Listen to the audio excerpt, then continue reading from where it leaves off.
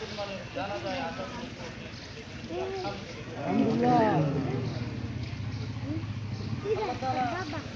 বলেন যে এর থেকে এক সেকেন্ড করা হবে। তিনি হলেন আমার আপন বোন জামাই।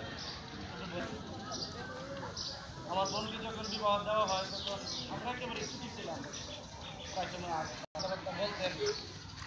এক সপ্তাহ আগে উনি আমার সাথে কথাবার্তা বলছে যে আমি আমার মাদ্রাসায় সবার মধ্যে আসবো, যে শুধু ছেলেটা ওই ছেলেকে আমার কাছে দেওয়ার জন্য ভালো মানুষ ছিলেন। আমার কথা হলো যে আজকের এই দিনে সবচেয়ে বড় বিষয় হলো ওই বাইকে ক্ষমা করে দেওয়া, সকলেই যেন ওনার ভুলগুলি ক্ষমা করে দিই।